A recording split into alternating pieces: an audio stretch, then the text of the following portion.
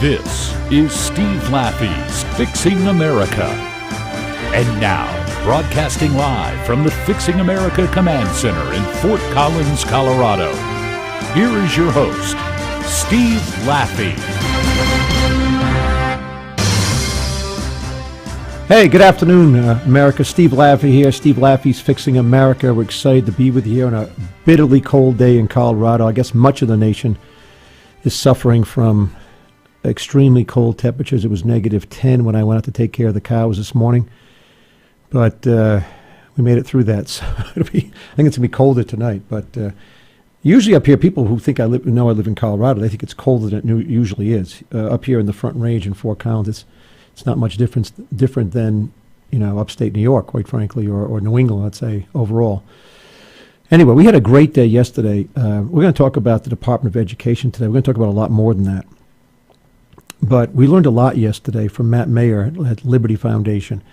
And it caused me to say we better talk about this competitive federalism at the beginning as it pertains to the Department of Education. Because there isn't a good story to tell about the Department of Education. Not from the beginning, not to today. From the 70s, late 70s, I suppose, or really, I guess when Jimmy Carter ran for president in 76, in order to win, he promised the teachers union, even then so powerful, I guess, to get votes, or thought to be, that he'd get them a cabinet level position. So he did. And since then, it's been a disaster. The federal involvement in our kids' lives, even though the budget, you say, what's the federal budget for the Department of Education? Well, it's roughly, let's call it $67 billion. It's an awful lot of money. But if you compare it to Social Security, it's less than 1/10. If you compare it to the Department of Defense, it's about 1/10. If you compare it to line items that we need to balance the budget with also that need to be taken back, it's not as big. But the influence on our lives and your kids' lives is astronomical. And it's bad. And it's been bad for a long time. And it's getting worse. And we're going to go through the story from the beginning to the end.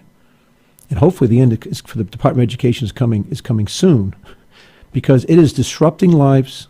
I was watching, some of these clips we're going to play today.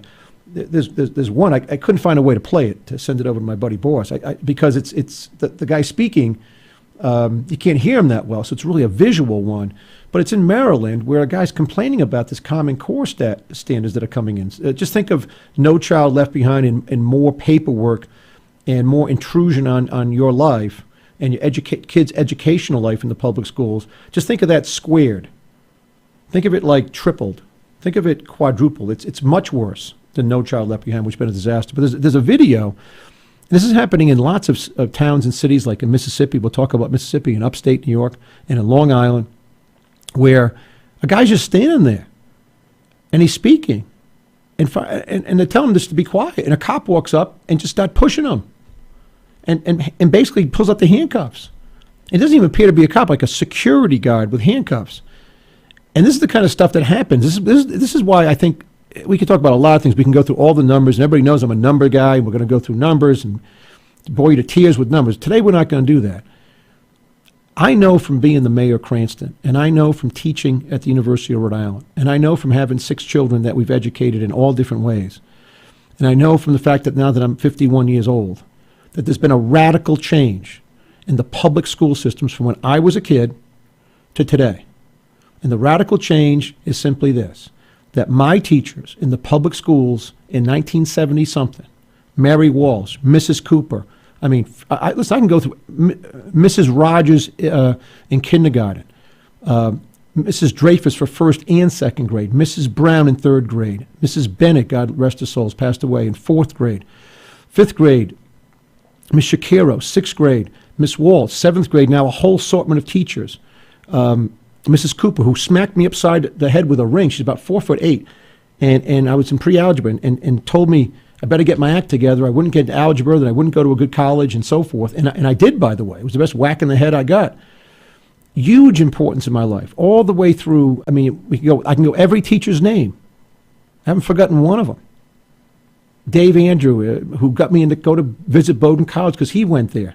huge influence, positive influence in my life. Mr. Marcis, AP U.S. history teacher. Paul Zissison, who pulled out Free to Choose and made us watch the TV show like in 79, 80. Maybe it was 80. One part of that year we took economics. And changed my life. Became an economics major. All of them. I don't remember any of them ever talking about the union. I don't remember any of them minding staying after school. Joe Evans, baseball coach. The things he did, driving us around, couldn't do it today. Can't do it today. So education has changed from where it was a vocation, an avocation. They were called to teach these kids.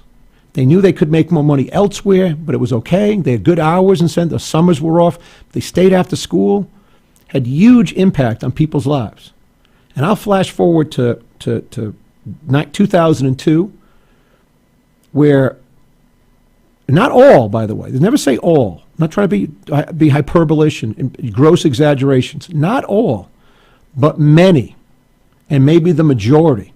And it doesn't take the majority, but the vast minority at least of people teaching in the public schools, where I was the mayor, and for the people I talked to around the country, it's a job. The union controls them. They don't stay late. They always talking about raises. They don't do the extra things. And the people who do, here's the real crux of the issue. The people that do, they're in trouble from the other people who give them a hard time and demote them and move them to another school. And that's not exactly the Department of Education from the federal level, but that's been a great problem. Started in 1980. I graduated high school in 1980. From 1980 to today, vast change in how things are being done. Incredible change, and our test scores are worse, and the kids are learning less. We've got clips. I can't stop playing some of these already. Wasn't going to play any of them. Let's play clip one. This is what kids sound like, and this is just a representative sample of kids. This is one where it's during the campaign, and who's the vice president of the United States of America? Can you name one Democratic candidate for the 2012 presidential campaign? No. You can't do that one either. Barack Obama, because he's running again, right? Do you know the Vice President of the United States? Definitely not. George Bush. George Bush is the vice president? The bald guy. He was going to run for it, and he has Clinton, right? Bill Clinton, the vice president, Bill Clinton. Yeah, Bill Clinton. Yes, you did. Correcto. Sarah Palin? Yeah, I don't think that's right either. I don't think it is either. I don't know who it is. It's somebody... Bin Laden. Joe Biden. Joe Biden. Joe Biden! Joe Biden! Is that right? Joe Biden. There you go. And I play these clips for you. There's a series of these. Not because they're humorous, or they're, from an abstract, if you didn't have to live in America and you just kind of were on Mars coming in, they are humorous. The kids have no idea what's going on. But I play them because they're sad. And certainly you can go into different economic status areas of the country, and middle class, upper class, lower class, and you'll get maybe some kids know more. A lot of kids don't know. They don't know the Constitution. They don't know about the wars. They don't know who died for our country. They don't know much of anything. They're being babysat by teachers who, even if they want to succeed, there is now so much paperwork. And so what's happened to our country is the lack of this competitive federalism. The federal government has looked down on America and said, we want to make them all the same. We want to control these kids. And I just know for a fact that I've had kids in different school systems. And I tell this, and I'm not happy to tell this story. Not a great reflection on me. But I get done being mayor of Cranston, and I've had my kids in the public schools, because I went to the public schools, and I went to the Cranston public schools, and my kids should be socialized with these other kids, and just like I did in this middle class, there's some upper class, lower class, middle class, whatever. There's all kids from all stripes. And so I've got my kids in the public schools, the two of them at the time. Some weren't even born, or just got born when I was the mayor. Two were born while I was the mayor. One was born after. And I get them out, and I decided to take a trip to Ireland to visit. My wife wants to go to Ireland after this is 2007.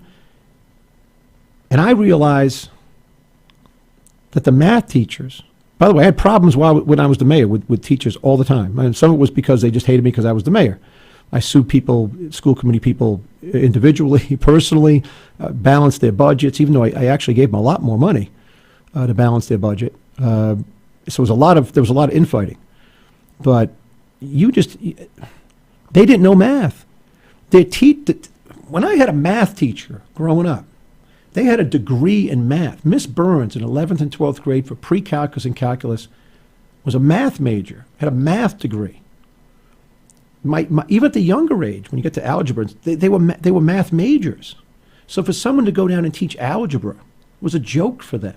They had taken calculus, advanced stats, probability. So what's algebra 2? Mr. McKenna? Nothing for these people. Now, after all the federal involvement from the Department of Education, you got people who are sociology majors who have to get a math test passed, who are teaching our kids all across America math, but they don't know math. And so they're not teaching them math, they're teaching them about math. That math is good. And that's why these standards that have come along over this period of time have been a disaster.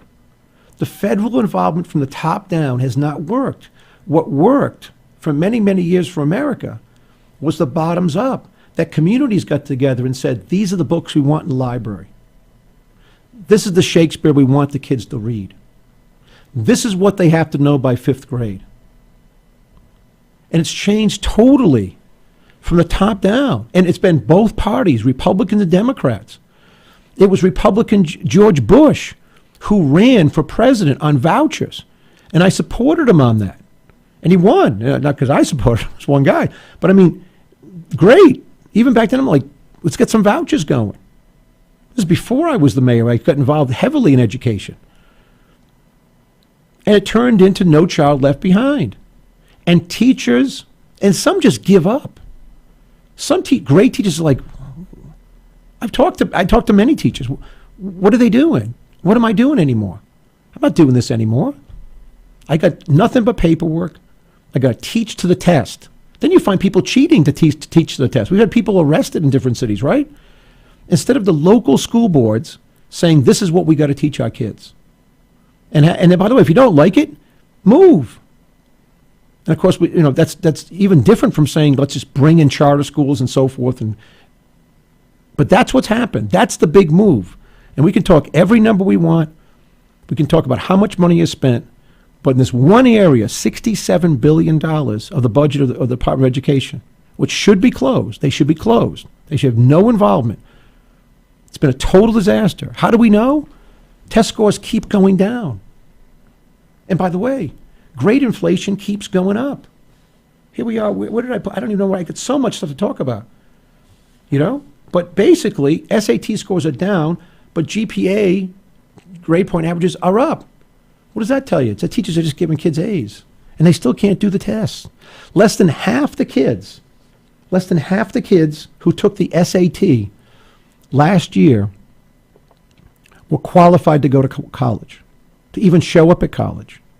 The test scores were so abysmal. And so, listen, we're going to talk about this. We're going to take a break in a second. You've got to ask yourself, how brave are you going to be? Because it takes a brave parent to stand up to any school system in America today, even question what the teachers are doing. Because the teachers today are going to hold it against that kid, your kid. Happened to me just by being the mayor. Happens to lots of people. And that's why they don't do it. That's why they say, let's support these teachers' unions. We've got a terrible system. We're going to take a quick break. Going to go right into some of these scores, play some more clips for you. But there has to be a move in this country that we have got to stop. When things are wrong and going in the wrong direction for so many years, we've got to stop what we're doing and convince the people of America that this has been the wrong way. We're going to turn it around, and we're going to educate kids from the bottom up, not the top down. Steve Laffey, we're at Laffey Radio, LaffeyRadio.com. We're on Facebook. Like us on Facebook. It's a serious show today. I'm not happy at all when I think about all these kids getting a lousy education and not getting ahead. And all those testing people, all those testing companies, the Pearsons, the guys who do the ACT, the SAT. We'll be back to talk about them in a minute. We'll be right back. Stay tuned. Steve Laffey's Fixing America returns after these commercial messages. It's 6:42 p.m. time for Steve Plotto and his son Dylan to do the dishes. They talk about everything from the yuckiness of girls to the awesomeness of his soccer team. Sometimes they don't talk at all. Then, hey! The dreaded splash fight. It's Dad o'clock, and it's the best time of the day. Because the smallest moments can have the biggest impact on a child's life. Take time to be a dad today. Call 877-4DAD-411 or visit fatherhood.gov. Brought to you by the U.S. Department of Health and Human Services and the Ad Council. The call to serve. It has no sound, yet I have heard it in the whispered retelling of honorable sacrifices made by those who have served before me. The call to serve has no form, yet I have clearly seen it. In the eyes of men and women infinitely more courageous and more driven than most. The call to serve has no weight, yet I have held it in my hands. I will commit to carry it close to my heart until my country is safe and the anguish of those less fortunate has been soothed. The call to serve is at once invisible and always present. And for those who choose to answer the call, for their country, for their fellow man, for themselves, it is the most powerful force on earth. America's Navy, a global force for good. I'm in almost every school bus and classroom. I go to school with your children. We say the Pledge of Allegiance together. You see me around the neighborhood and you tell me that I'm a pretty good kid. Well, I'm one out of every 5 children in America, and I'm struggling with hunger. This problem is closer than you think. My teacher tells me we can grow up to be whatever we want. I want to grow up to be someone who doesn't go to bed hungry. There's enough food in this country to feed everybody. Please visit feedingamerica.org today and find your local food bank for ways to help. Every dollar you donate helps provide 8 meals for kids like me, quietly struggling with hunger. Together, we are Feeding America, brought to you by Feeding America and the Ad Council.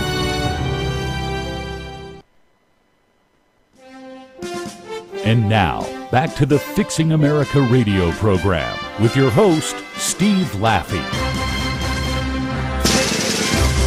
In fact, an international assessment of teenagers around the world shows U.S. students slipping even further behind.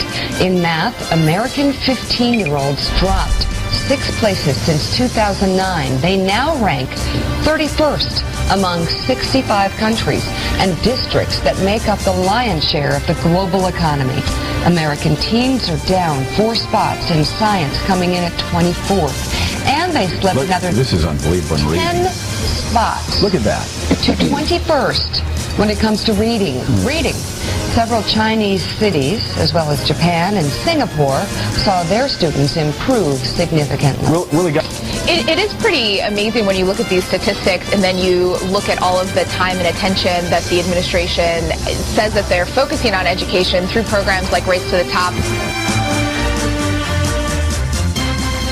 No, it's not amazing. This is the end of that clip. That's yesterday, I guess, from MSNBC, The Morning Joe show.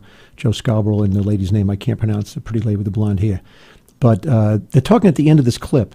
Steve Laffey's Fixing America. I'm kind of riled up today. I'm sorry. Education is so important. We love our children. Without a good education, and I say this because I am the poster child for a kid who was not supposed to get a good education, who went to Harvard Business School.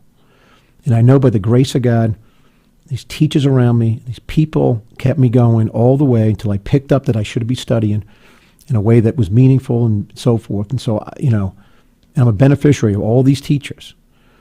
But it's not that way anymore. But when you hear these clips, it's almost like nobody understands what's happened.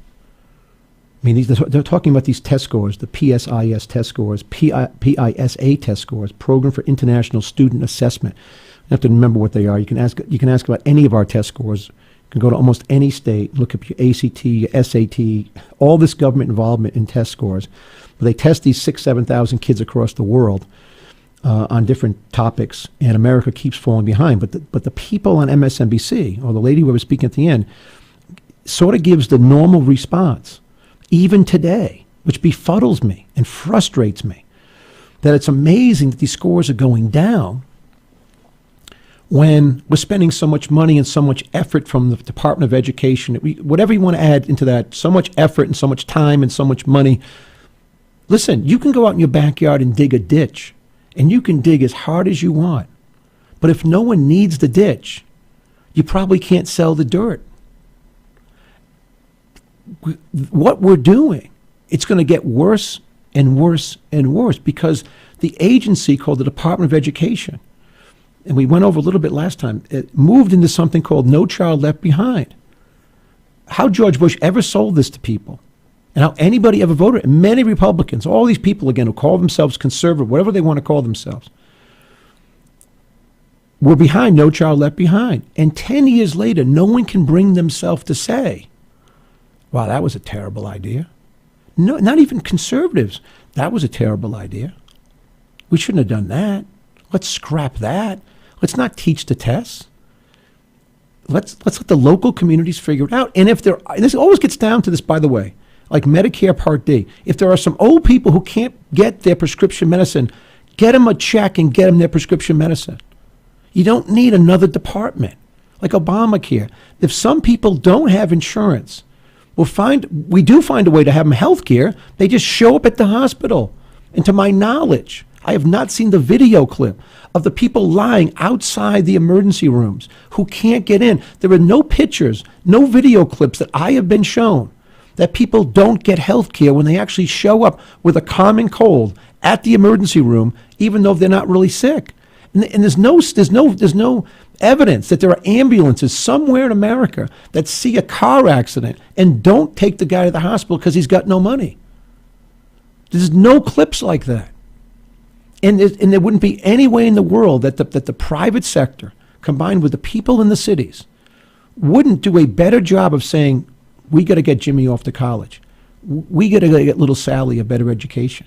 When I campaigned for mayor in a city that was high tax at the time and was failing, the little old, I can remember it like it was yesterday, the little old ladies up in the high rises were always like, if we have to pay a little more for the kids to get a good education, I'll be okay with that, Steve, or at the time, the re-election, Mayor Laffey.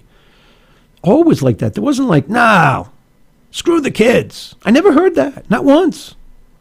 And yet we have these people who think that they know better, like ARNE DUNCAN, who does not know better, not qualified to be, if we ever had a department, he's not qualified to run a $67 billion outfit. We got more clips to play. Here's clip 2. Here's some kids talking about countries that begin with the letter U. Can you think of a country that begins with the letter U? Can you name all of the countries that border the United States? South America. This is the wrong one. Mexico. Boom. One. Mexico.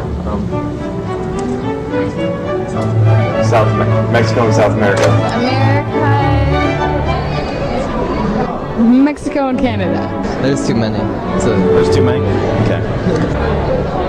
Dude, Canada? That's a state, never mind. Mexico, Canada. Pretty sure that's it. That was the ones that border, how many countries border America. Some kids don't know. Here's the one. I'm going to play it right now. Here's the one about countries that begin with the letter U. Can you think of a country that starts with the letter U?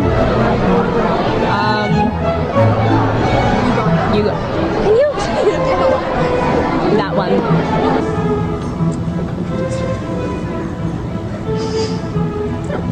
Ukraine.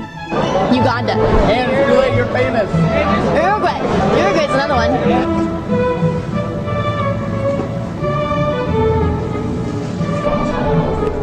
Europe. That starts with an E. Uzbekistan. That's all I can think of. United States? Or United States. I don't know. Utopia? What country are we? Oh, United States. United States starts with a U. Oh my God.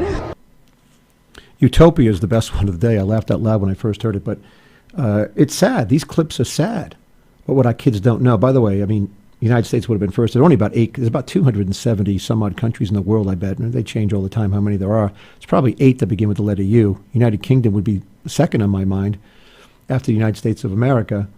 United Arab Emirates, someone said Uruguay. I'm sure I could sit here and think of some more, but the kids don't know. They don't know where the borders are. And that's what we get back to teaching. I mean, we went into this whole thing about sex education, too, and Planned Parenthood being involved. You can't even believe what they I can't. I don't have my kids in the public school. And I came to the conclusion in 2007, to finish the story about me, when I realized my kids didn't know math, that they weren't going back. I traveled for a month. I grabbed some books, and I started teaching them. These were little kids at the time, 7, 8-year-olds, whatever Sam and Sarah were at the time, 7, 8, 9. And they didn't know. And I was totally embarrassed for myself. And that's when I said, no more of this. And we didn't do it anymore. We didn't send them back. And it wasn't about not running the city or anything like that. It was just that they obviously don't. And I had enough scuffles with people who, I mean, I met teachers, and this is the thing I get back to. I met teachers who really went out of their way to hurt my children. At one point, during the middle of the day, a little person called me and said, "Hey, Mayor, do you know that your daughter's been assigned to the school the school committee chairperson's daughter's class next year?" I'm like, "No, we already agreed that would never happen. I already talked to the lady who runs the school system." Well, they did. They just switched it. And I said, "No." So I headed over to the school. And the principal wouldn't come out. And I said, "That's okay. I can operate by my phone. I'll just wait." She was in her office. She had to come out. So, of course, she came out and pretended she didn't know anything about it. But they were actually going to put my child in the classroom of a lady whose mother pounded a table so hard that her wristwatch fell off, calling me a Nazi, calling me terrible names at a school committee meeting, that she pounded so hard that her wristwatch flew off her wrist. But her daughter was going to teach my child the next semester. Never. I should have known then. But anyway, we sent him back that semester. But to go back over this competitive federalism that we talked about yesterday, and to talk about Matt wrote some stuff in one of the papers he wrote, and I want to go over it just a little bit because it's important. It talks about, and we can go through a lot of these numbers, but from in 2006, the new guidelines and regulations of No Child Left Behind increased state and local education agencies' annual paperwork burden by 6.7 million hours at the cost of $141 million. On and on. We're not going to read all these things. But the amount of money that it takes to keep up with all these rules and regulations throws a lot of the rest of the good teachers in public schools just to throw up their hands and say, I can't deal with this anymore. Okay, just whatever, get my pension. How many years do I have left? And then when you have these people teaching for their pensions, just hanging on, you got a terrible system to teach kids. So I have been, this to some people would sound radical. And they'll say, "Oh, it'll come back to haunt you one day, Steve." The heck with it. The more kids we can get out of this public school system, the better off we're going to be. And if we can close down the Department of Education and go back to competitive federalism, we let states decide, we'll have these great experiments. And if California keeps deciding that they're going to do a terrible job educating kids, but Colorado is going to have this massive school choice, where even within public schools, within a county, you can go from one public school to another as long as you're willing to drive and there's an open seat and so forth. You can do it. And then Colorado will educate better kids, and people will move over education. They will move over education. I know it for a fact. They will move to get their kids a better education from county to county, from state to state. They will do so if they can. And then we'll see test scores go up. And if that's what these people wanted, it's obvious. It's obvious that's what happened. Anyway, with Steve Laffey, LaffeyRadio.com. We'll take a quick break. I want to talk to you about something that I really didn't focus on until really yesterday, because my kid's out in public school. It's called Common Core, which is worse than No Child Left Behind. Be right back. Stay tuned. Steve Laffey's Fixing America returns after these commercial messages. Well, I finally did it. I opened a 401k. What? Why? Just wait for the inheritance. We've definitely got a rich uncle somewhere. We're one call away from the winner's circle at the Derby, dinners with multiple forks, a vacation home in the country, using summer as a verb. You don't actually think that, do you? When it comes to financial stability, don't get left behind. Get tools and tips for saving at feedthepig.org. This message brought to you by the American Institute of CPAs, the Rhode Island Society of CPAs, and the Ad Council. When I have an asthma attack, I feel scared. It's like tiny nails in the air poke my lungs. I start to cough. Sometimes my parents have to take me to the hospital. Today, 1 out of 13 children suffer from some form of asthma, accounting for nearly 1/3 of all emergency room visits. I feel like I'm choking. It's kind of like an elephant is on my chest. A little whistle sound comes out when I breathe. But while your child may suffer from asthma doesn't have to make your child suffer. There are simple ways you can prevent your child's next attack. To learn more, log on to www.noattacks.org or call your doctor, because even one attack is one too many. I feel like a fish with no water. Brought to you by the EPA, the Ad Council, and this station. I am an American soldier. I'm a warrior and a member of a team. I serve the people of the United States and live the Army values. I will always place this first. I will never accept defeat. I will never accept defeat. I will never quit. I will never leave a fallen comrade. I am disciplined. I am disciplined. Physically and mentally tough. Trained and proficient in my warrior tasks and drills. I always maintain my arms, my equipment, and myself. I am an expert and I am a professional. I stand ready to deploy, engage, and destroy the enemies of the United States of America in close combat. I am a guardian of freedom and the American way of life. I am an American soldier. I am an American soldier. I am an American soldier. There's strong, and there's Army strong. See what it takes at GoArmy.com. And now, back to the Fixing America radio program with your host, Steve Laffey. Charlondo Buckman, the executive director of Detroit Parent Network, was invited on for her reaction to the record-low test scores of Detroit public school students.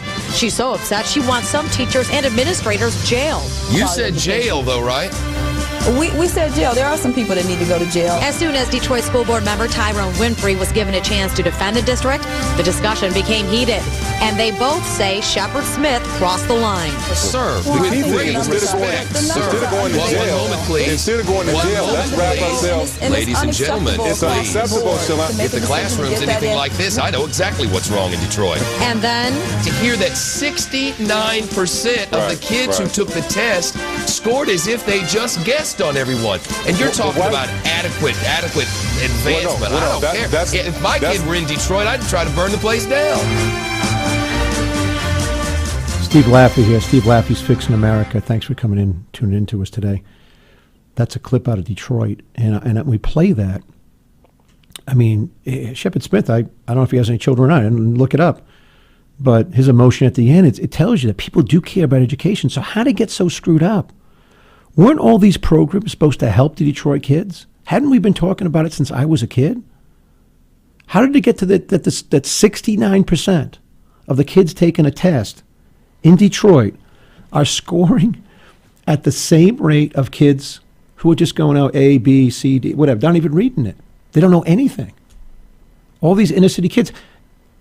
How can that be? It goes back, by the way, to ARNE DUNCAN here in the paper 2 days ago, who is the head of the Department of Education, who says that the results of this PISA, the international tests, where we've slipped everywhere, slipped in reading. You heard Joe Scarborough saying, go down 10 points in reading?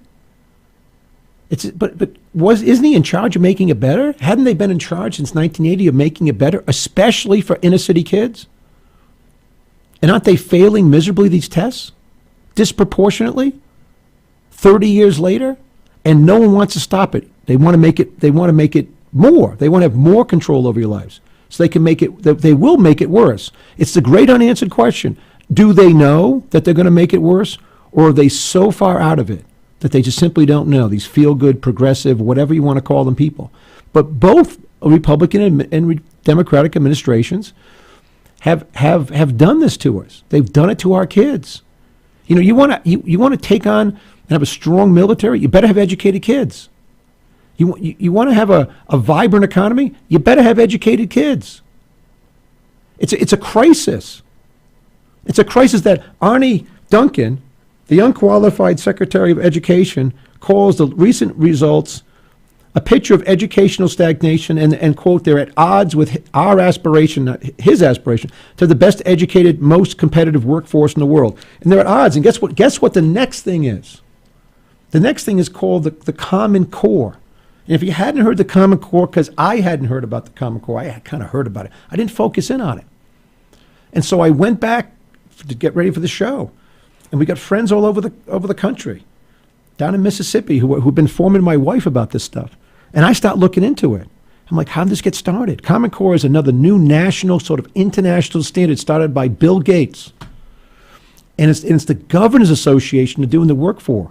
They're getting this money, all this money and time and effort. They're giving to the Governors Associations. All 50 governors are involved in this. I hadn't heard one of them speak out against it. And then you go to see, and I didn't want to read some of this stuff. It's going to take a little while, but bear with me. This is some of the stuff that's coming out from the Common Core. They're going to have all this stuff controlled by the federal government. Here's one of the reading. You know, you have reading comprehension when you're in school, and they read a paragraph to you and you answer a question. Here's one. It's like 5 paragraphs. Peter and Patty.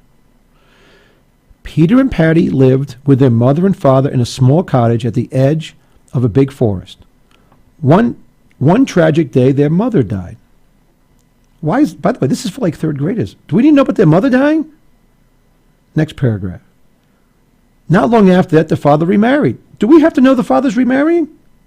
Peter and Patty's new stepmother did not want the children. It just gets worse, by the way. This is in schools. She told the father to send them to an orphanage. But does that ever happen? Are there any orphanages left in America outside the one I know about in Mississippi? I don't know if there are any true orphanages. Do you send kids to orphanages, or are they born without parents? Their father loved Peter and Patty very much. Not that much. Look what happens. He did not want to take them to the orphanage. He decided he's going to go camping in the woods.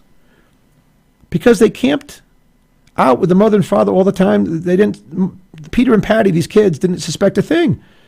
They packed up their sleeping bags and some clothes and some food. The stepmother seemed to be happy. She set them off with a smile. That evening, the father went around the campfire and told them how much he loved them. He reminded them how much he knew and understood, and he survived in the woods. The next morning, Peter and Patty, they woke up, their father was gone. This is being taught to 3rd graders? He left them a note and wished them well.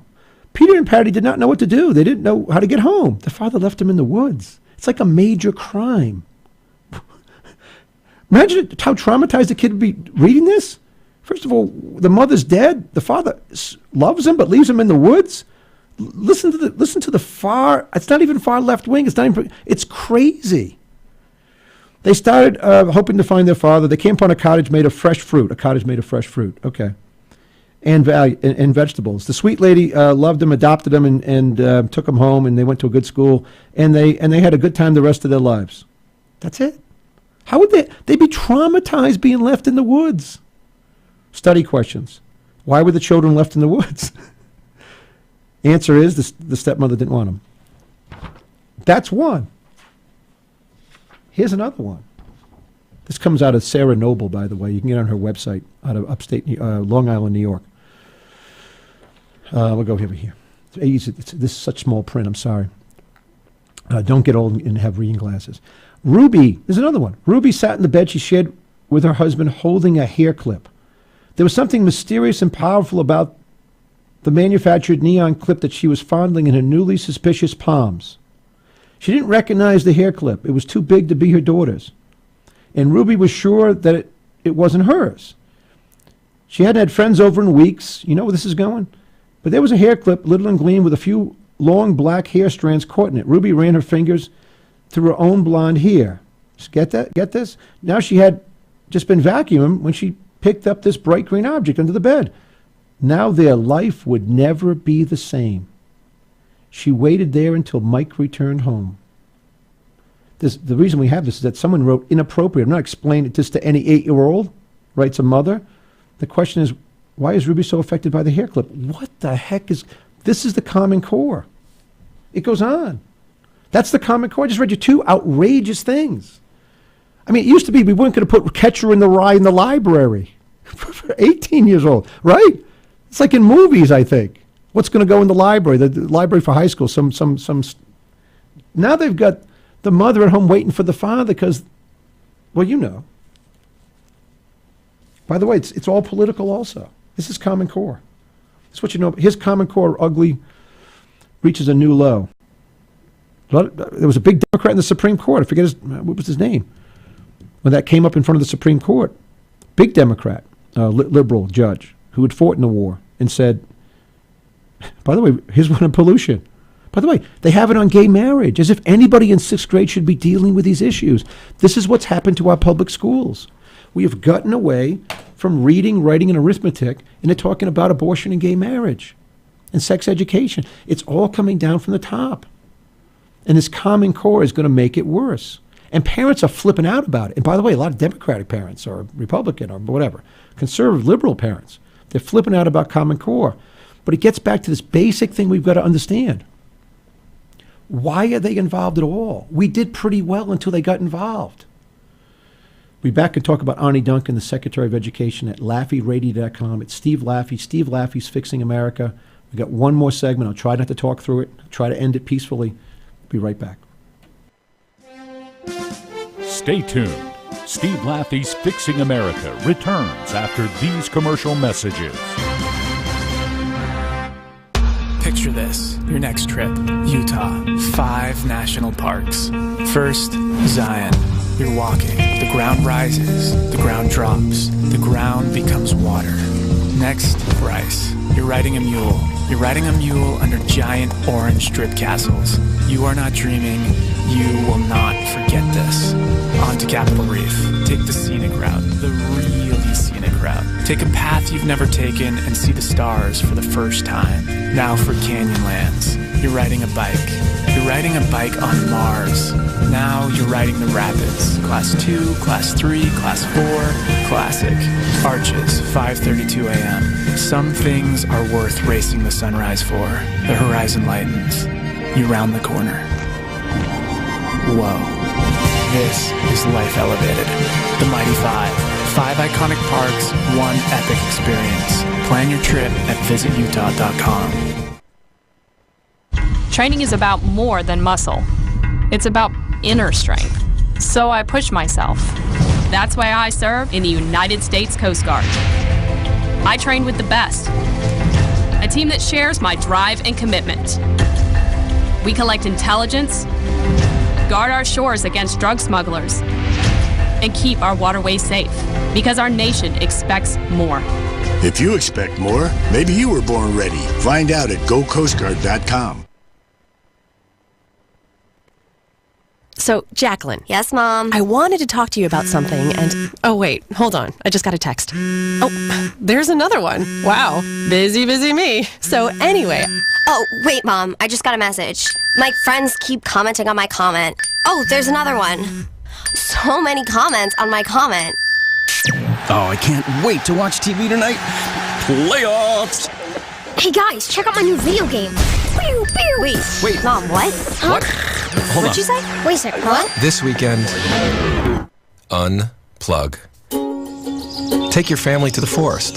There's nothing in the world like experiencing nature firsthand. Trees, paths, bluebirds, streams. Getting closer to nature can get you closer to your family. To find the forest nearest you, go to discovertheforest.org. Brought to you by the U.S. Forest Service and the Ad Council.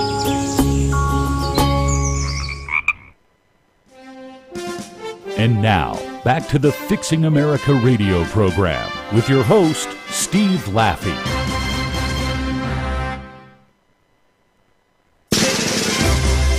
Hi, I'm ARNE Duncan, the Secretary of Education.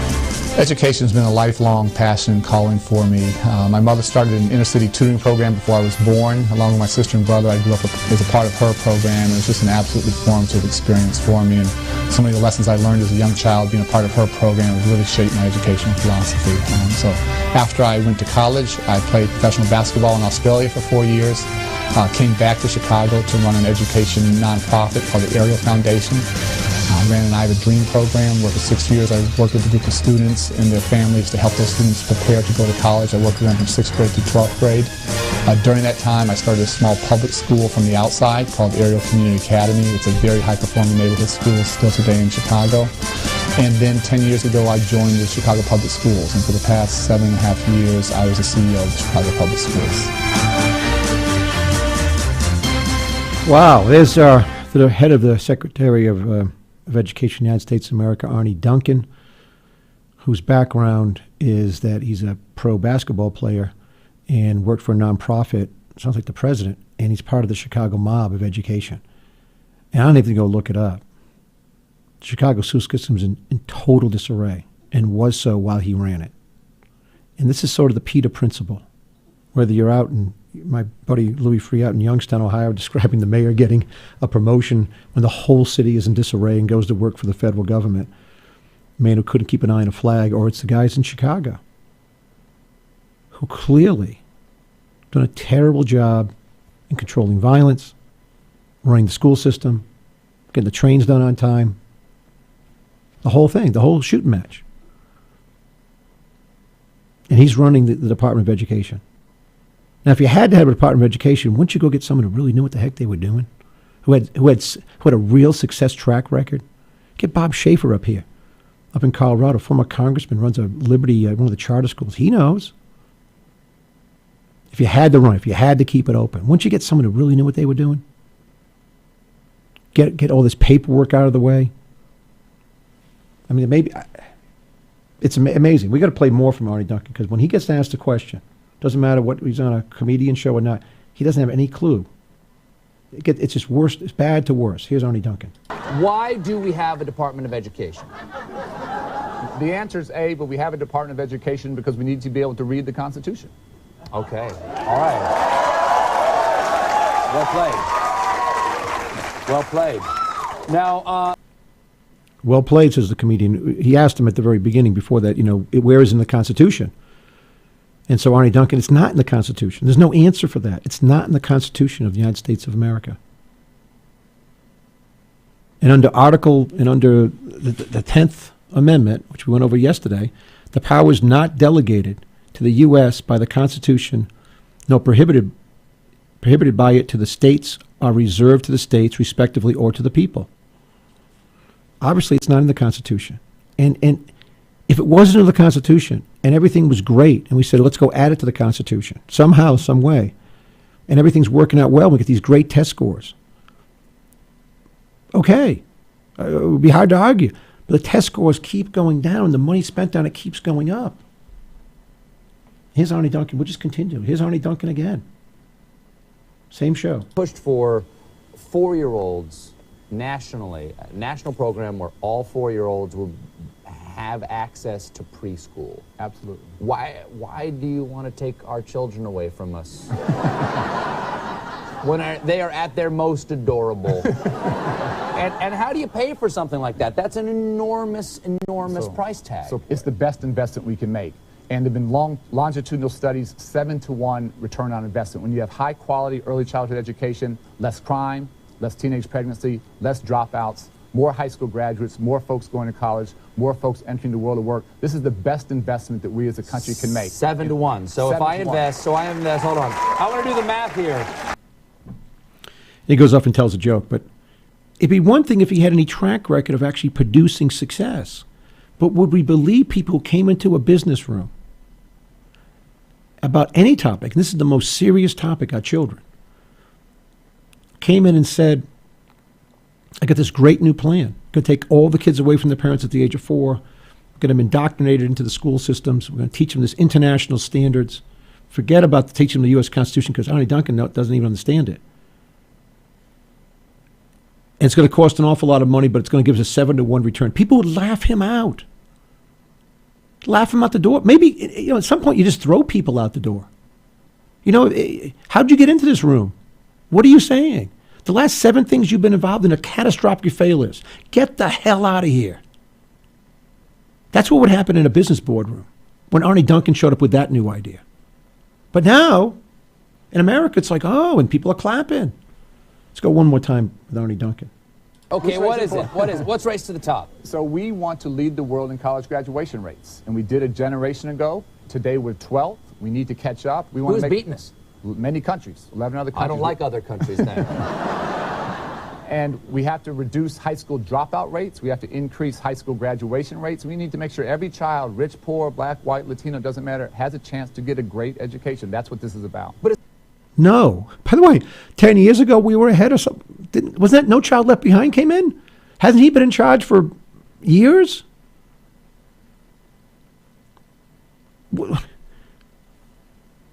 No. The race to the top is to get the states to agree to new standards. And then they can bring in this common core is that you have to do this. And so people like Bill Gates who want to control people, they get the power.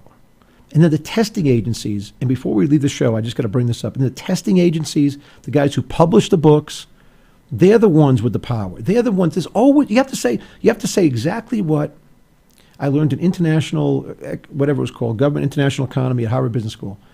Professor Coiler Crum said to us, he said it to us throughout the semester, always follow the money. And that's what I do. And the money is with those guys. And by the way, isn't it a terrible situation with the people who have extra money, they're the ones who get to spend money on these SAT and ACT tests. And the poor people don't.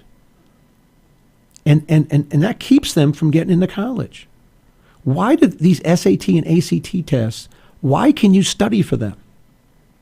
Why aren't they totally different every time? And then you get a totally random test that teaches, to the level of an 11th grader, but that nobody can study for them. Why do you think that is? Because people make an awful lot of money at these testing companies. Could be Kaplan, could be whatever. I didn't have any money growing up to take this. I just walked in with a pencil. Number 2. You had to have a number 2 pencil. Drove over to Cranston West. I don't know why it wasn't Cranston East. In Cranston, Rhode Island, and took the test. Now I'm a good test taker. I did okay. I didn't have the advantage of even the kids around me then at Cranston West. Many of them went to these. I didn't even know what was going to be on the test. And so we have a whole industry combined with politicians. And we need parents to say enough is enough. We need to rally the crowd. Somehow, some way. We've got to rally the people to say this is wrong. It hasn't worked out.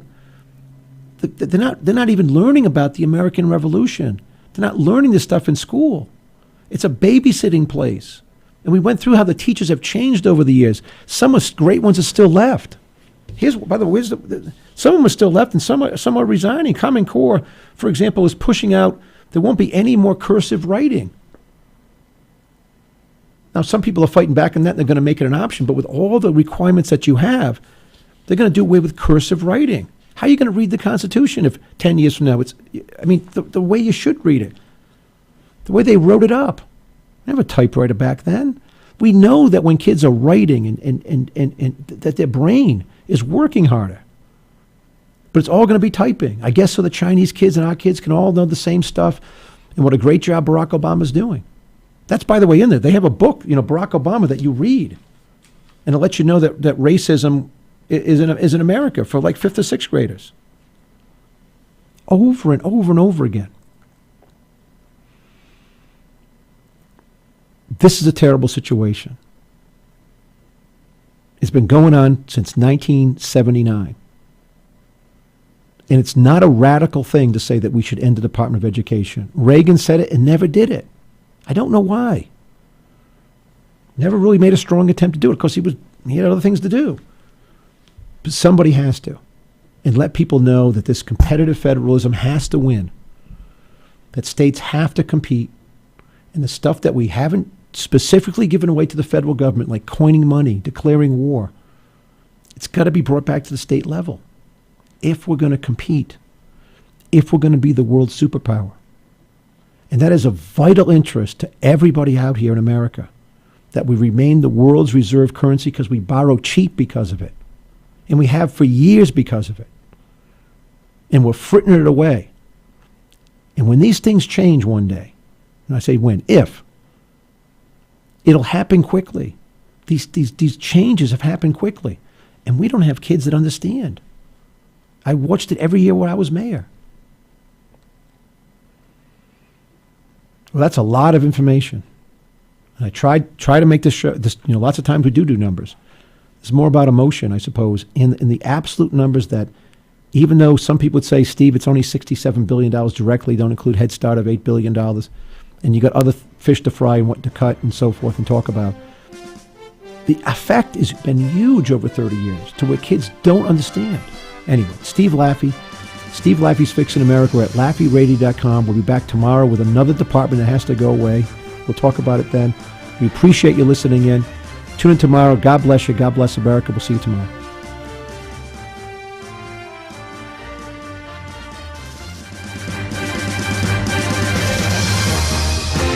You've been listening to Steve Laffey's Fixing America radio program on the Laffey Radio Network. Fixing America is broadcast Monday through Friday afternoons at 3 p.m. right here at www.laffeyradio.com. Any rebroadcast, retransmission, or account of this broadcast without the express written consent of Laffey Network, LLC is prohibited.